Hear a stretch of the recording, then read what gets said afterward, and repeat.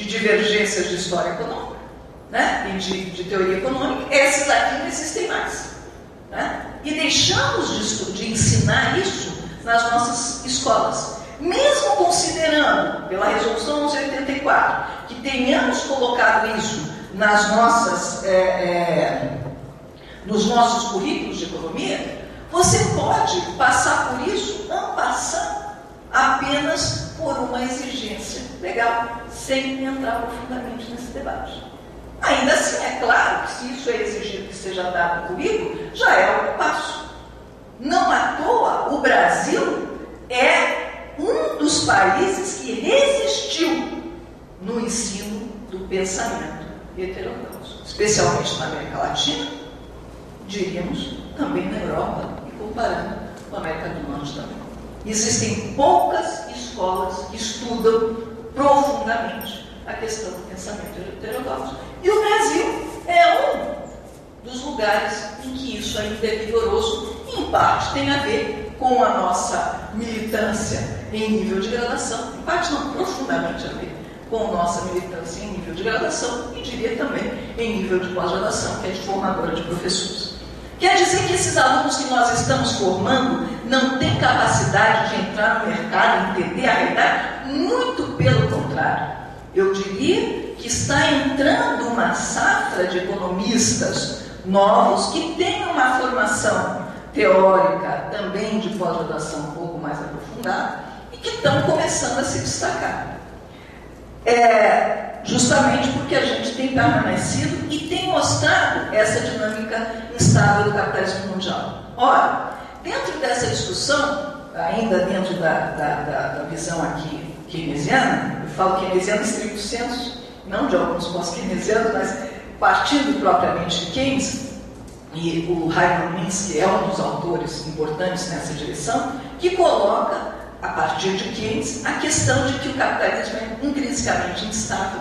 E ele tem dois livros fundamentais, Stabilizing an Unstable Economy e Can It Happen Again, que são da década de 70, colocando a questão das inovações financeiras do capitalismo e mostrando como o capitalismo, por um lado, de certa forma, se reinventa, mas ao mesmo tempo que ele se reinventa criando uma financiarização enorme e exacerbada, ao mesmo tempo, endogenamente, ele também está criando o seu próprio movimento de reversão em crise. Mostrando, assim como Keynes, né, a partir de Keynes, que isso é próprio da dinâmica capitalista. Ora, com a crise de 2008 e de 2009, agora ressuscitaram o Minsky, que já escrevia. Bom, Keynes escreve isso desde de 1929, depois da crise de 29, e o Minsky retoma isso na década de 70. Agora ele foi retomado. Vamos lá, Minsky, olha, vamos retomar o Minsky. Mas o Minsky nunca deixou de ser retomado. Apenas uma parte dominante dos economistas apenas estudam os modelos ortodoxos. E isso gera uma série de coisas. Do lado, voltando aos economistas que trabalham em mercados financeiros, existe a ideia de que eu posso modelar isso. Existe a ideia de que eu posso modelar os momentos que vão ter crise. Sinto muito, meu amigo, não dá. Dois grandes teóricos, né, que trabalhavam, inclusive, nos mercados financeiros e formaram, inclusive, grandes fundos de investimento, que são Black e Scholes, que construíram um modelo de precificação de ativos, ganharam, inclusive, o prêmio Nobel. Quando teve a crise da Ásia, foi o primeiro grande fundo de investimento a quebrar. Fundos hedge, a quebrar. Certo?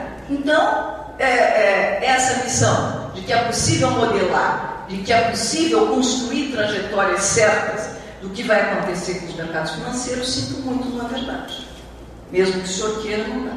O que não quer dizer que eu não possa, enquanto economista, analisar o que ocorre nos mercados financeiros e colocar, olha, melhor ir por aqui, é melhor ir por lá, é melhor ir por lá. Agora, saber ao certo o que vai acontecer, não dá para saber, sinto muito. Assim como não dá para saber o ano que vem quanto que eu vou crescer, qual a previsão do ano que vem, assim como não vai dar para saber o que vai acontecer com o câmbio amanhã, e assim como não dá para saber se nós agora vamos ter uma crise profunda ou mais ou menos.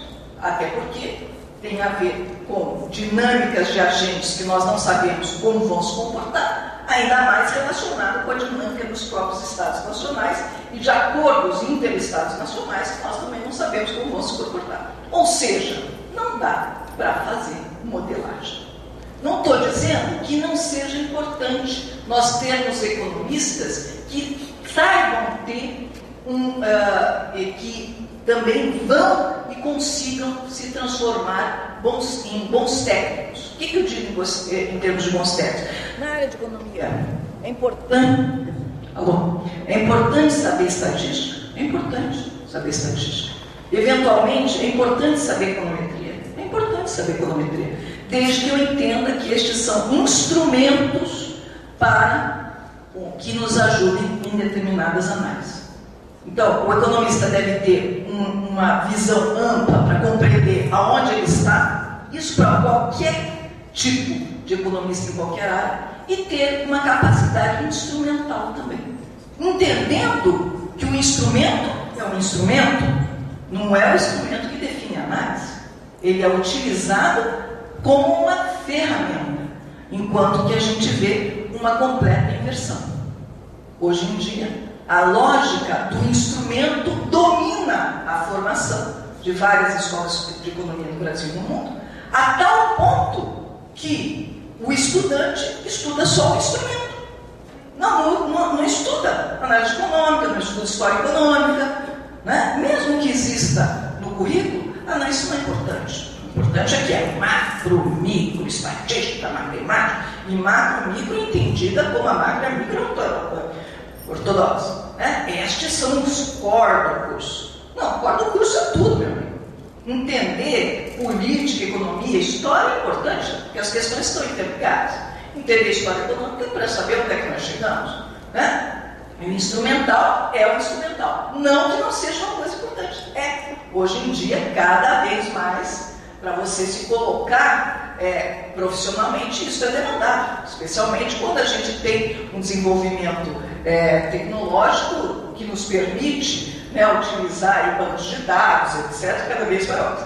Então, uma capacidade de compreensão da realidade, uma capacidade instrumental básica, uma capacidade de trabalhar com bancos de dados são elementos fundamentais para o novo economista. Certo? Porque tem uma coalhada de informações aí. Eu ter a capacidade de discernir qual é a informação que me interessa é fundamental. Então, o perfil que a gente tem que trabalhar hoje é um perfil que é difícil de construir. E é um perfil que exige muito estudo, muita compreensão, muita abstração também de entender essa dinâmica. E, portanto, o curso de economia é um curso muito complexo. Não à toa tem grande existência, não à toa no mundo o número de economistas é muito menor do que administradores. Isso não é no Brasil, não, é no mundo. Né? No entanto, o nosso desafio é de construir economistas que tenham a capacidade de atuar compreendendo efetivamente a realidade e não a partir de modelos teóricos que não explicam nada. Sempre a única explicação é o seguinte: olha, estou na instabilidade, a culpa é do Estado que gastou muito. É só vocês pegarem aí agora o que está acontecendo aí, quer dizer, todos os jornais, o Estado gastou muito. Nos PIX europeus, a causa dos PIX europeus foi que o Estado gastou muito. Nos Estados Unidos, a causa é que o Estado gastou muito. E agora o Brasil, que não está todo mal, o problema da inflação é que o Estado está gastando muito. Como assim, meu amigo? Nós estamos com superávit primário de mais de 3,5% do PIB, os maiores do mundo. Você de novo vai me falar que o Estado gastou muito. Me poupe, arranje outra coisa. Quer dizer, é uma incapacidade de enfrentar a realidade da dinâmica especulativa fantástica. Não é incapacidade de burrice, é uma incapacidade que, obviamente, esconde interesses fundamentais. Né? Então, na medida que é pouca gente que entende isso e que é dominado por uma lógica de mídia avassaladora, você constrói verdades absolutas sem que você consiga entender a essência da dinâmica. E isso se perpetua. Né? Então, cabe a nós, professores, com os nossos alunos na área de economia, ter minimamente a capacidade de chafurdar isso aí. Se a gente não chafurdar, ninguém mais chafurda. E mais do que isso, permanecer na compreensão dessa dinâmica complexa. Isto é, ensinando Marx, Keynes, Kalecki, Schumpeter, né? Estes autores que são fundamentais para entender esse imbróglio que é essa economia. E pior, essa economia nem é só mais a capitalista também, né? Porque nós temos a China, por exemplo, como um grande player, atuando com uma lógica de Estado capitalista. Quer dizer, é mais uma complicação que a gente pôs junto com isso tudo aí.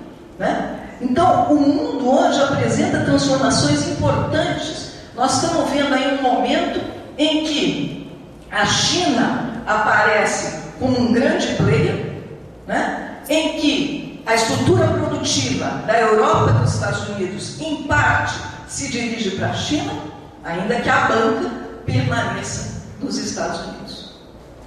Essa mudança da estrutura produtiva de grandes empresas em direção à China dá uma dinâmica mundial completamente diferente. A China, com a sua número de trabalhadores com salários baixíssimos, com uma capacidade do Estado que não precisa enfrentar questões democráticas e que, portanto, pode simplesmente desvalorizar seu câmbio para facilitar a sua competitividade, é um player complicado. E é um player mundial que não tem uma dinâmica de mercado capitalista interna, mas, no entanto, né, está agindo como um grande player capitalista, sem ter que passar por eleições democráticas e podendo tomar decisões de planejamento unilaterais, coisa que os países deixaram de fazer, justamente porque seus economistas são essencialmente economistas ortodoxos. Planejamento, de repente, não é importante. O mais importante é o Estado não participar da economia. Gerou uma lógica pós o processo de liberalização que atacou todos os países periféricos que entraram no processo de liberalização financeira e que um após outros quebraram, né?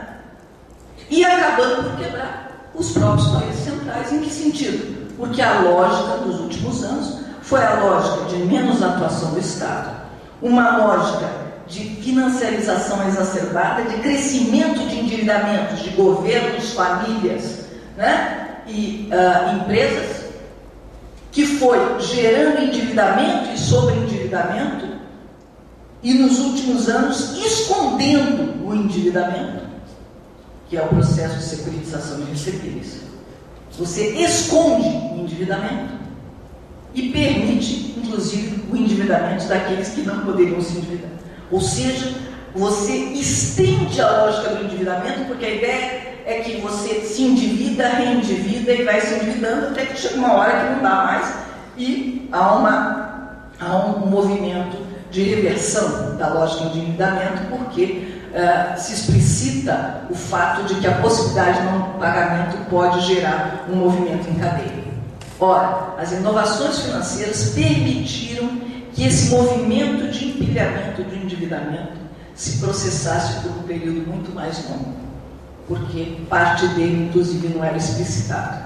A hora da queda é uma hora de queda muito mais profunda. E isto não é excesso de endividamento do Estado, isto é lógica de valorização do capital na esfera financeira. Isso é um elemento fundamental que qualquer economista que opera no mercado tem que entender isso. Então, para mim, uma das questões fundamentais nos cursos de economia é formar gente que entenda a realidade no qual estão inserido e com bom instrumental.